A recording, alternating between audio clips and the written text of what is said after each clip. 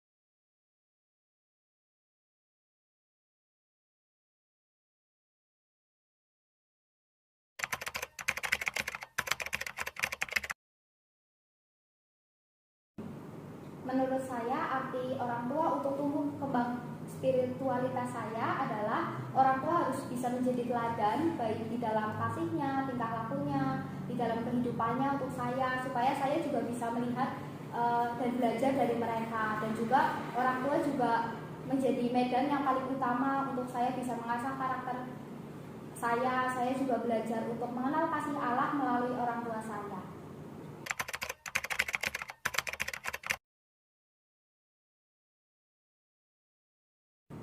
Ya, menurut saya peran keluarga untuk kehidupan masa depan saya, keluarga mendukung saya, mensupport saya di dalam saya mengejar cita-cita saya, juga saya mengejar panggilan Allah, tujuan saya hidup di dunia ini. Gitu.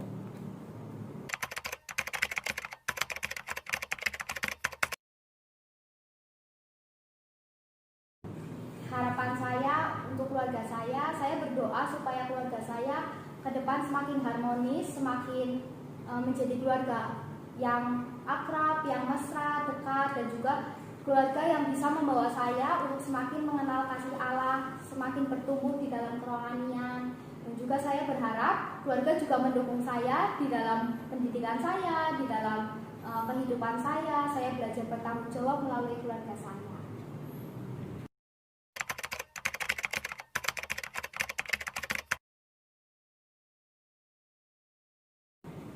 Ya, saya mau mengucapkan terima kasih yang sebesar-besarnya. Saya bersyukur dilahirkan di keluarga yang luar biasa, karena pada esensinya kita nggak bisa milih dilahirkan di keluarga seperti apa. Jadi ketika Tuhan tempatkan kita di sebuah keluarga itu, artinya Tuhan punya rencana. Ada karakter-karakter yang memang tepat untuk kita dibentuk di keluarga itu. Jadi saya mau berterima kasih untuk papa saya yang selalu menjadi teladan yang baik di dalam kehidupan saya, menjadi keluarga, menjadi sosok ayah yang baik untuk saya, yang bertanggung jawab. Juga untuk mama saya yang sudah menjadi ibu, juga seorang istri yang baik bagi papa saya, dan juga yang selalu nyiapin sarapan. Asik. Ya, untuk kakak adik saya juga terima kasih untuk selalu menghibur saya, menjadi sahabat saya, selalu berbagi cerita dengan saya. Keluarga saya adalah kumpulan pribadi yang tidak sempurna, tetapi kami mau terus belajar untuk saling menyempurnakan. I love you.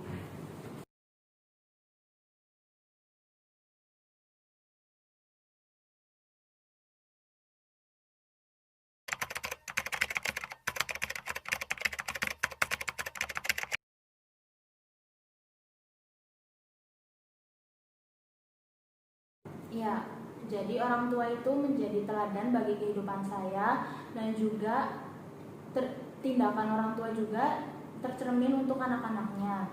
Dan orang tua juga menjadi contoh dan teladan untuk kita mengenal kasih Allah. Terus cara kita menaati firman-Nya itu berawal dari tindakan orang tua dan keseharian orang tua.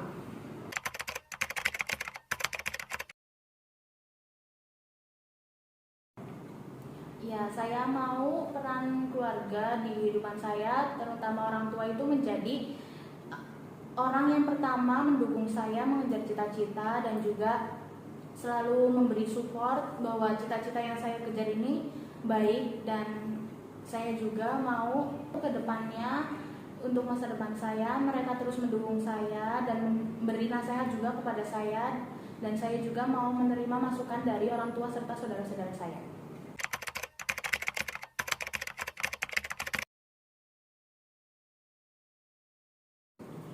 Harapanku untuk keluargaku itu, yang pertama semakin harmonis dan mesra. Yang kedua semakin taat dalam bertumbuh kepada Tuhan, juga melayani bersama-sama. Yang ketiga selalu menjadi pribadi yang menurunkan ego.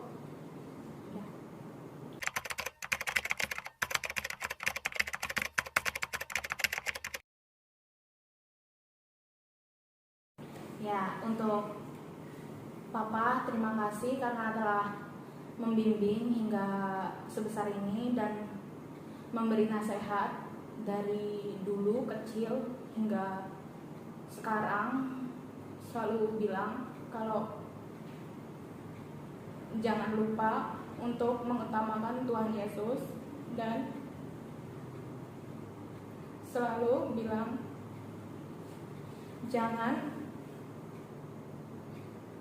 lupa sama saudara-saudara juga. Kalau berantem, lebih baik kita yang mengalah. Jangan tambah emosi sama saudara sendiri, karena kalau nyaris nyari teman curhat itu sama saudara sendiri, jadi nggak boleh ada hubungan yang putus antara saudara. Begitu juga untuk yang semarga begitu. Untuk mama, terima kasih menjadi sosok ibu yang baik dan istri yang baik untuk papa, karena melihat papa dan mama saling tertawa bersama itu suatu bahagia buat aku. Dan maaf kalau ada kurang, sering merasa marah-marah sendiri, bahkan kadang emosi ke bawah sendiri. Maaf diriku yang kekurang ini, dan aku juga mau berubah. Untuk adik-adikku, selalu bertumbuh kepada Tuhan, karena yang papa bilang Tuhan itu harus ditambahkan, berdoa itu penting, jadi jangan lupa berdoa dan selalu bersama-sama dan mengurangi ego kita masing-masing. Terima kasih, love you.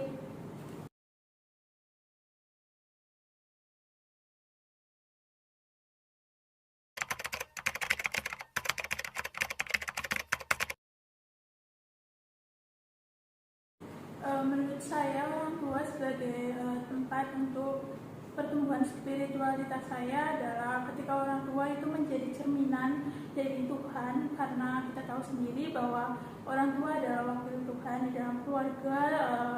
Orang tua yang dapat membimbing anak-anaknya menjadi teladan, dan orang tua yang menjadi contoh yang baik buat anak-anaknya, sehingga anak-anaknya dapat mempelajari apa yang orang tua lakukan dan mempraktekannya.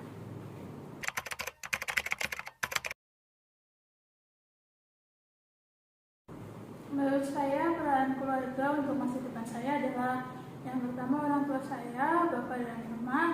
Mereka adalah orang yang mensupport saya paling depan, mereka yang mendoakan, mereka yang akan mendukung, mereka yang akan memberikan arahan ketika saya salah di dalam masa depan saya. Ketika saya mendapatkan pilihan yang salah, mereka pasti akan menegur. Dan untuk saudara saya, abang, dia berperan penting dalam masa depan saya, karena dialah yang akan membentuk kedewasaan saya. Dia yang memberi contoh agar menjadi seseorang yang dewasa, seseorang yang percaya diri, dan seseorang yang berani untuk mengambil keputusan tanpa campur tangan orang lain, dan meyakinkan diri sendiri bahwa semuanya itu keputusan itu yang terbaik.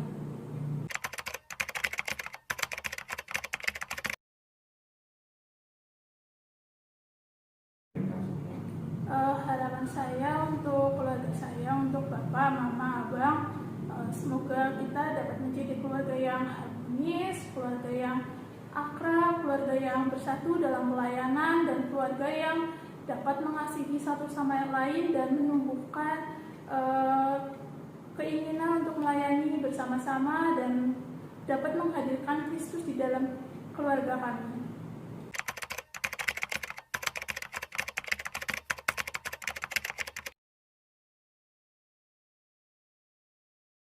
Pertama-tama terima kasih untuk Bapak.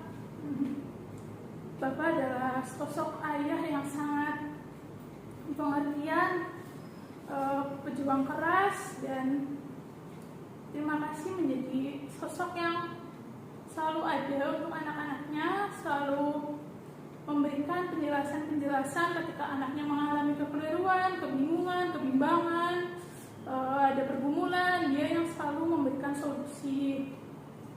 Dia adalah orang terbaik, ayah terbaik, seorang suami yang baik buat mama. Kedua, terima kasih juga untuk mama. Mama adalah seorang ibu dan istri yang baik untuk bapak. Mama yang mengerjakan tugas rumah tangga yang tidak pernah mengeluh, selalu semangat dan tidak pernah menunjukkan rasa lelahnya. Dan untuk abang, terima kasih sudah menjadi kakak yang mendewasakan, mengubah pola pikir, menjadi kakak yang selalu mensupport adiknya ketika adiknya ada salah. Dia selalu membenarkan dan tidak pernah menyalahkan adiknya. Seperti itu.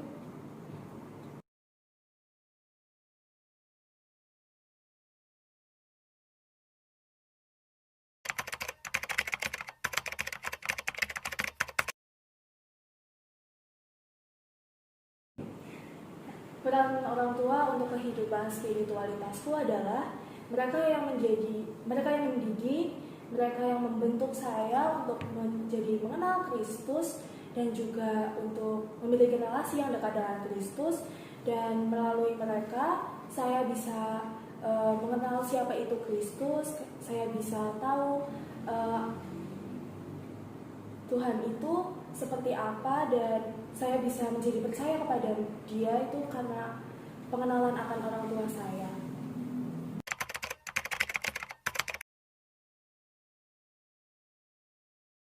Peran keluarga saya untuk kehidupan masa depan saya yaitu mereka yang mensupport saya untuk cita-cita saya yang mungkin saat ini saya masih bimbang antara memilih perguruan atau ke psikolog, tetapi mereka masih selalu mendukung saya untuk menemukan janji-janji Tuhan yang masih saya cari dan menemukan panggilan Tuhan di bidang apa saya akan menjalankan cita-cita saya.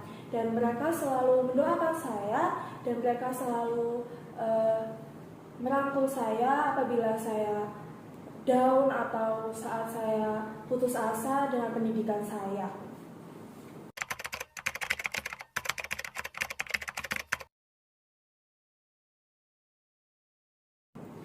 Ya, harapan saya untuk keluargaku yaitu supaya keluarga saya bisa makin harmonis, bisa selalu melayani Tuhan, bisa menjadi berkat bagi orang lain, bisa mencerminkan Kristus di lingkungan kita atau di gereja atau di lingkungan keluarga juga. Kita bisa sama-sama menjadi cerminan Kristus, dan harapan saya juga supaya keluarga saya selalu akur, selalu mendukung satu sama lain, dan juga selalu support supaya kita bisa menjadi keluarga yang benar-benar mengasihi sama seperti Allah mengasihi kita.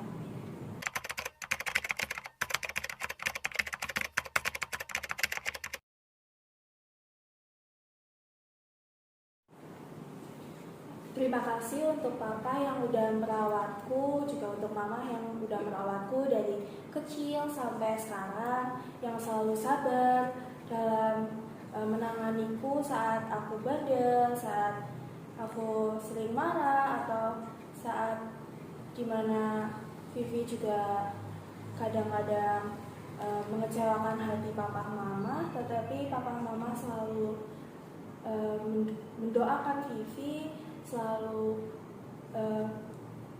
bersyukur dan juga selalu memeluk Vivi di saat Vivi jatuh, di saat Vivi bingung, di saat Vivi sulit untuk mengikuti pelajaran di sekolah. Papa selalu mendoakan Vivi dan selalu memotivasi Vivi, dan Vivi juga bersyukur untuk Citata yang udah menjadi teman Vivi bercerita, bermain, juga teman Vivi untuk belajar firman Tuhan, mengenalkan Vivi akan Kristus, dan mengajak Vivi untuk mengikuti PA. Saya bersyukur memiliki kakak yang bisa mengenalkan Tuhan di dalamnya. Terima kasih untuk keluargaku. Aku bersyukur sekali memiliki Papa, Mama, dan Cici.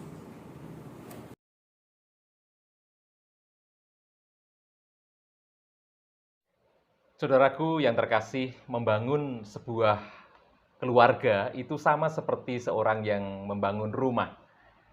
Kita perlu memikirkan dan merencanakan dengan matang. Kita perlu menyediakan biaya yang tentu saja tidak sedikit. Dan yang jelas kita harus bekerja keras dan berjuang supaya pada akhirnya kita bisa mendapatkan rumah yang kuat, rumah yang indah, dan juga rumah yang berfungsi dengan baik. Hari ini kita akan bersama-sama belajar tentang bagaimana kita membangun keluarga kita sebagai rumah rohani. Sebelumnya marilah kita datang kepada Tuhan memohon pertolongannya. Mari kita berdoa. Tuhan, saat ini hati kami terbuka untuk belajar bagaimana kami membangun keluarga sebagaimana yang Tuhan mau atas kami.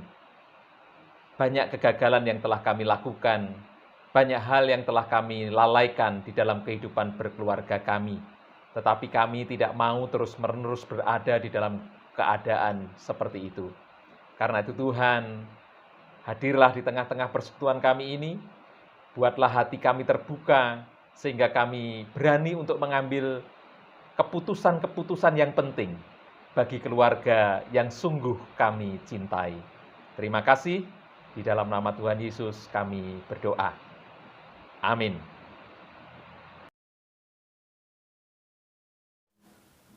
Apa arti rumah rohani itu? Keluarga sebagai rumah rohani berarti bahwa keluarga seharusnya menjadi tempat di mana setiap anggota keluarga, baik itu suami, istri, anak-anak, emak, engkong, mbah kakung, mbah putri, atau siapapun yang ada di dalam rumah itu, mendapatkan ruang, kesempatan, fasilitas untuk bertumbuh menjadi dewasa secara rohani. Makin hidup mengasihi Tuhan, bergaul erat dengan Tuhan, berubah dan bertumbuh di dalam watak dan karakternya, dan juga mereka bisa menjadi berkat bagi orang-orang lain. Saya yakin Bapak Ibu telah berjuang sedemikian rupa untuk membangun keluarga kita. Itu sungguh amat baik. Tetapi apakah kita juga sedang membangun kehidupan rohani keluarga kita? Apakah kita juga sedang menolong keluarga kita untuk memiliki iman yang kuat, memiliki cara hidup, sikap, dan karakter yang indah, sehingga di dalam kehidupan keluarga kita menjadi orang-orang yang sungguh-sungguh sedang hidup mengasihi Tuhan dengan segenap hati. Saudara-saudara yang terkasih, mengapa hal ini penting untuk kita lakukan? Di dalam Ulangan 6 ayat 4-7, firman Tuhan melalui Nabi Musa dikatakan kepada umat Israel, kepada keluarga-keluarga yang pada saat itu ada. Dikatakan demikian, "Dengarlah hai orang Israel, Tuhan itu Allah kita, Tuhan itu Esa. Kasihilah Tuhan Allahmu dengan segenap hatimu, dan dengan segenap jiwamu, dan dengan segenap kekuatanmu. Apa yang kuperintahkan kepadamu pada hari ini, haruslah engkau perhatikan. Haruslah engkau mengajarkannya berulang-ulang kepada anak-anakmu, dan membicarakannya apabila engkau duduk di rumahmu, apabila engkau sedang dalam perjalanan, apabila engkau berbaring, dan apabila engkau bangun." Tuhan menginginkan supaya melalui keluarga dihasilkan anggota-anggota keluarga yang hidupnya sungguh-sungguh mengasihi Tuhan. Tujuan sebuah keluarga bukan semata-mata mencapai kebahagiaan keluarga itu. Tujuan sebuah keluarga adalah kasih kepada Allah. Bahkan Tuhan menginginkan agar kasih kepada Allah itu menjadi sesuatu yang terus diperbincangkan, mewarnai kehidupan di dalam sebuah keluarga. Atau dengan kata lain bahwa kehidupan rohani bersama dengan Tuhan itu seharusnya menjadi sesuatu yang mendarah daging dan menguasai kehidupan keluarga umat Allah. Itu yang menjadi alasan kenapa kita harus mengerjakan ini. Karena kita dipanggil oleh Tuhan sebagai keluarga untuk bersama-sama membangun kehidupan yang mengasihi Dia. Pertanyaan berikutnya adalah kemudian bagaimana kita bisa membangun keluarga kita menjadi keluarga yang bertumbuh secara rohani. Saudaraku, seperti seorang yang sedang membangun sebuah rumah. Dia menginginkan sebuah rumah yang kuat, sebuah rumah yang indah, tapi juga sebuah rumah yang berfungsi dengan baik. Demikian juga pada waktu kita membangun sebuah rumah. Hal pertama yang sangat penting adalah kita harus meletakkan pondasi yang kuat. Pondasi merupakan bagian yang sangat penting dalam sebuah bangunan. Pondasi menentukan kekuatan sebuah bangunan, dan pondasi menentukan bentuk dari bangunan yang akan didirikan di atas pondasi itu. Apa pondasi yang kuat pada waktu kita membangun keluarga kita? 1 Korintus 3 ayat 10-11, Rasul Paulus berkata, "Sesuai dengan kasih karunia yang dianugerahkan kepadaku, aku sebagai seorang ahli bangunan yang cakap telah meletakkan dasar dan orang lain membangun terus di atasnya. Tetapi tiap-tiap orang harus memperhatikan bagaimana ia harus membangun di atasnya. Karena tidak ada seorang pun yang dapat meletakkan dasar lain daripada dasar yang telah diletakkan, yaitu Yesus Kristus." Saudara yang terkasih, pondasi yang sejati dalam sebuah keluarga bukanlah cinta. Karena cinta itu mudah sekali berubah. Mungkin saja ketika kita memasuki pernikahan, kita berkata kepada pasangan kita, "Aku tidak bisa hidup tanpamu." Tetapi dengan berjalannya waktu, pernikahan itu, kehadiran pasangan kita kemudian seolah-olah menjadi pengganggu dari hidup kita. Kita tidak merasa senang pada waktu bersama dengan dia. Bahkan kita berkata kepadanya, "Aku butuh privasi." Padahal dulu, saudaraku, dia selalu berkata, "Aku tak bisa hidup tanpamu." Cinta mudah berubah. Dia tidak bisa menjadi pondasi yang kuat. Demikian juga dengan harta. Sekalipun ketika seseorang hendak masuk ke dalam pernikahan, mungkin dia berkata, "Aku mau nabung dulu sebanyak-banyaknya sebelum menikah. Aku ingin punya pekerjaan yang tetap, supaya nanti kalau aku menikah, aku tidak akan punya persoalan-persoalan ini, sehingga keluargaku akan menjadi keluarga yang bahagia." Tetapi bukankah kita mendapati kenyataannya tidak demikian? Bahkan ketika kita memiliki harta yang cukup dan berlimpah, apakah kemudian keluarga kita menjadi bahagia? Tidak. Karena kita sendiri tahu bahwa justru oleh karena harta itu dapat terjadi persoalan-persoalan yang menghancurkan keluarga. Jadi, apakah pondasi yang sejati itu? Rasul Paulus mengatakan pondasi itu adalah Yesus Kristus. Menjadikan Tuhan sebagai pondasi berarti menjadikan Dia penopang dan sumber kekuatan yang kita percayai sebagai dasar kehidupan keluarga kita. Juga berarti adalah menjadi dasar yang membentuk keluarga kita. Keinginan dan firman-Nya lah yang memandu kita membangun bangunan rohani itu.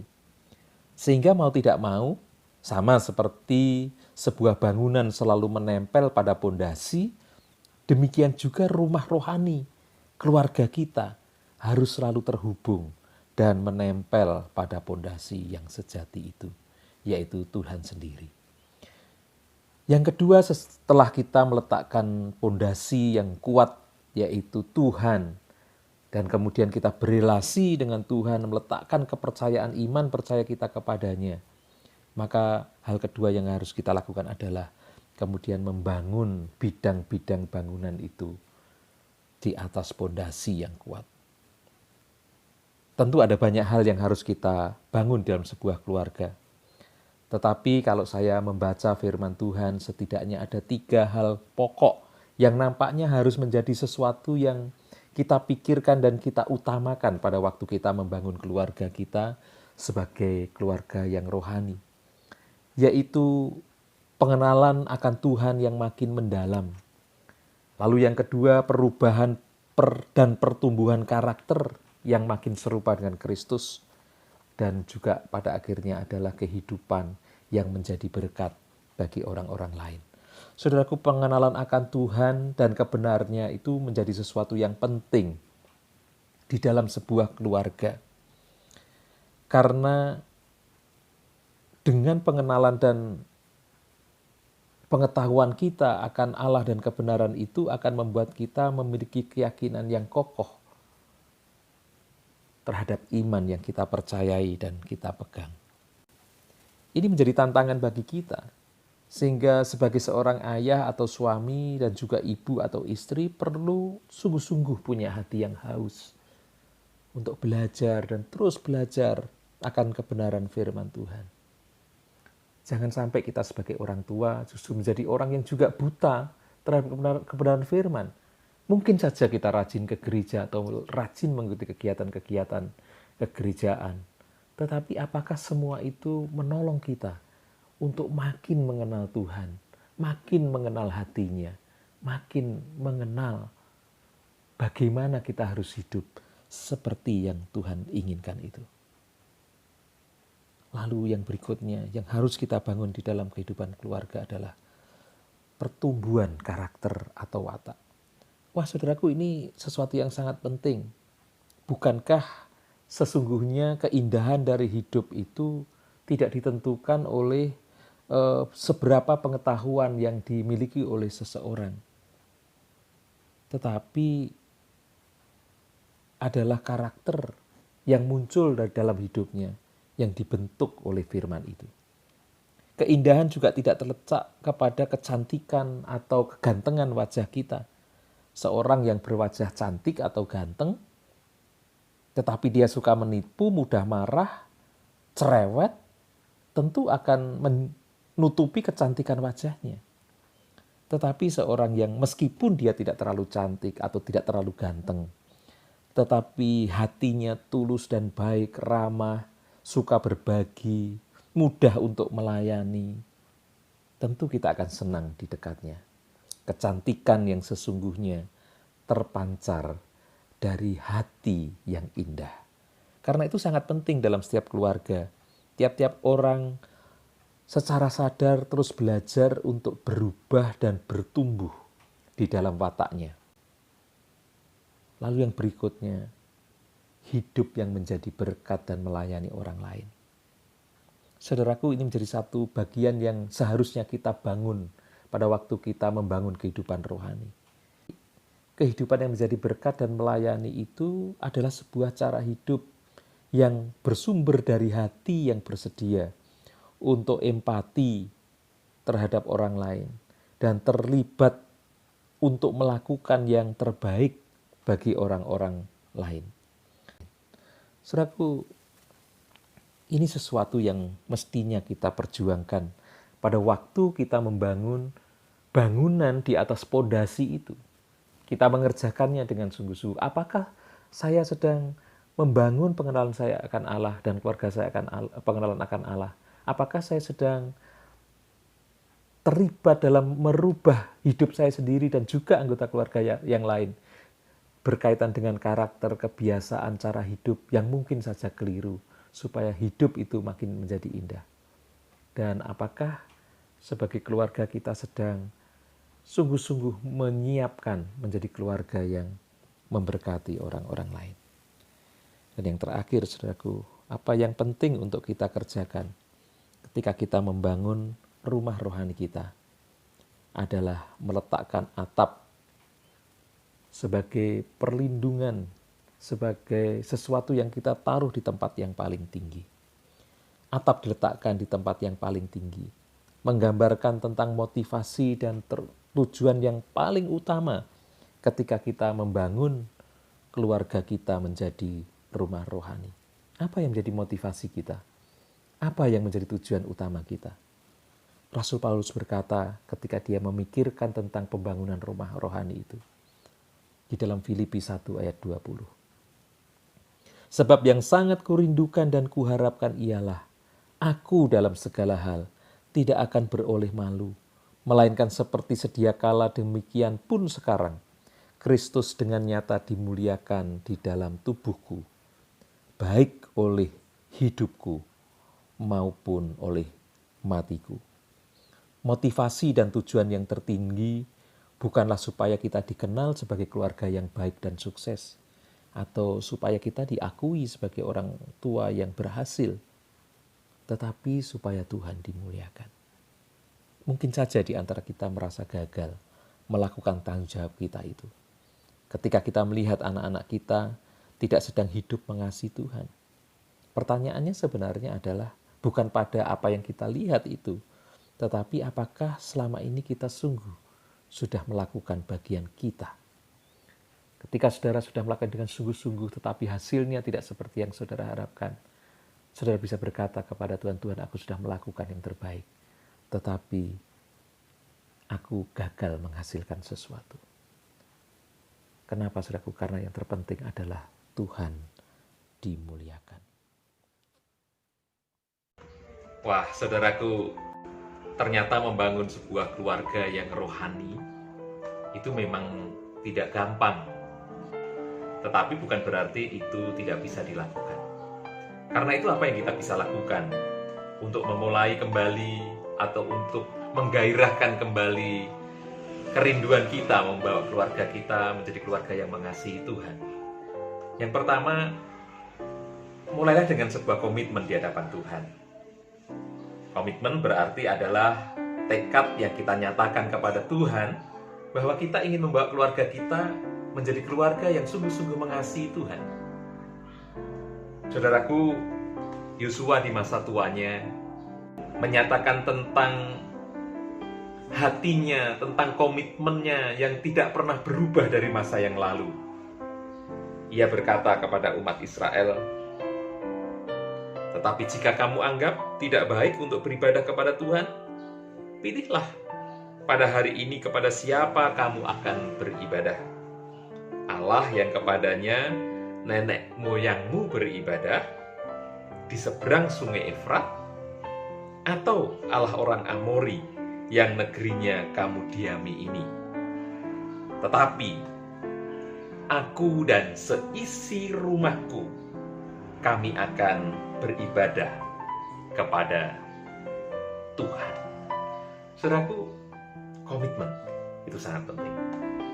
Mari kita berani datang kepada Tuhan. Tuhan, aku mau melakukannya sekalipun ini sulit. Beberapa orang di antara kita mungkin terikat dengan masa lalu kita. Kita merasa gagal, bahwa kita sudah tidak membawa keluarga kita pada jalan yang benar. Dan kita mendapati anggota keluarga kita, apakah itu suami kita, atau istri kita, atau anak-anak kita, atau bahkan diri kita sendiri, sedang hidup tidak mengasihi Tuhan. Sehingga kita merasa gagal dan kita berpikir, sudah terlambat. Buat apa aku mikirin itu lagi? Atau mungkin saudara sudah berpikir, aku sudah mengerjakan semua hal yang aku bisa untuk semua itu. Tetapi kenyataannya keluargaku tidak mau. Saudara berkata, udahlah, aku akan berhenti dan aku tidak mau melakukannya. Saudaraku, hari ini firman Tuhan menantang kita. Apakah kita akan berhenti untuk mengasihi keluarga kita? Atau kita sungguh-sungguh ingin berani memulainya kembali? Membawa keluarga kita sebagaimana Tuhan rancangkan untuk menjadi keluarga yang mengasihi Tuhan. Kalau saudara mau, ambillah waktu di hadapan Tuhan. Berdoalah di hadapan Tuhan. Lalu yang kedua, saudara, apa yang kita bisa lakukan? Mulailah dengan langkah-langkah kecil untuk memulainya. Kita bisa memulai dengan apa yang kita bisa lakukan. Contoh sederhana, seorang ayah yang mungkin selama ini nggak pernah mikirin keluarganya, apalagi hal rohani. Coba satu saat undang anak-anak kita, istri kita untuk makan bareng. Dan sebelum makan itu, saudara berkata kepada mereka, anak-anakku, istriku, maafkan ayah, maafkan bapak yang selama ini tidak pernah mengajak kalian untuk dekat dengan Tuhan. Tapi bapak ingin berubah, sekalipun bapak tidak bisa sempurna untuk melakukan itu. Nah, saudara bisa mengaku itu dalam keluargamu dan mulai berkata, ayo sekarang kita mulai. Dengan apa yang kita bisa. Apa sih yang bisa kita lakukan untuk membangun kehidupan rohani dalam keluarga? Contoh yang paling sederhana adalah punya waktu bersama untuk datang kepada Tuhan. Untuk berdoa bersama, membaca Alkitab bersama, menyanyi bersama. Bukankah itu sesuatu yang tidak sulit untuk dikerjakan? Sulitnya adalah memulainya. Tapi saudara dan saya bisa mulai dengan langkah-langkah kecil. Dan yang terakhir yang saya pikir sangat penting adalah seringkali kita tidak bisa sendirian, saudara. Kita membutuhkan orang lain yang bisa mendorong kita, orang lain yang mendoakan kita, orang lain yang menegur kita. Dengan kata lain, kita butuh komunitas. Para suami mungkin butuh suami-suami orang lain supaya bisa bersama-sama berjuang untuk menjadi suami yang baik. Para istri juga begitu. Mungkin dia membutuhkan istri atau ibu yang lain supaya dia juga bisa belajar dari mereka. Punyailah komunitas yang saling mendorong. Jangan kita punya komunitas semata-mata hanya arisan, hanya gosip, hanya bersendau gurau, tetapi kita tidak sedang membangun satu kehidupan rohani di dalamnya.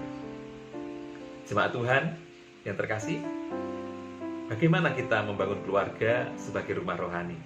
Kita sudah mendengar, kita sudah belajar bersama-sama. Semua itu hanya akan berlalu dan tidak ada maknanya. Pada waktu saudara menutup YouTube ini, mungkin semuanya akan berlalu. Tetapi kalau saudara bisa berani mengambil keputusan-keputusan kecil dalam hidup saudara, maka pada waktu itu sesungguhnya kita sedang menancapkan pondasi-pondasi kehidupan yang suatu saat kita akan menuainya. Tetapi jangan lupa bahwa semua itu bukan tentang kita. Bukan supaya kita dianggap sebagai keluarga yang sukses, bukan supaya kita dianggap sebagai orang tua yang berhasil.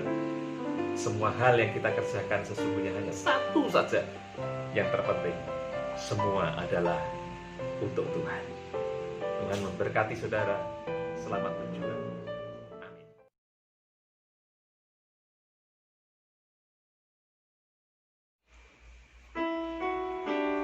Amin.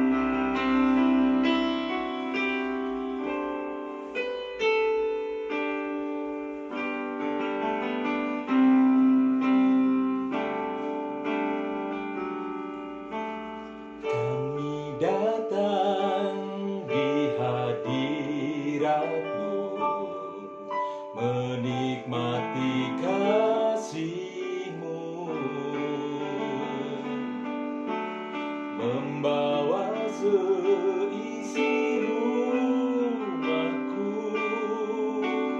sujud menyembah-Mu. Kami datang di hadirat-Mu, menikmati kasih-Mu, membawa seisi rumahku, sujud menyembah-Mu. Ini keluarga-Ku Tuhan, berkati dan lindungi semua, jagaiku dan seisi rumahku.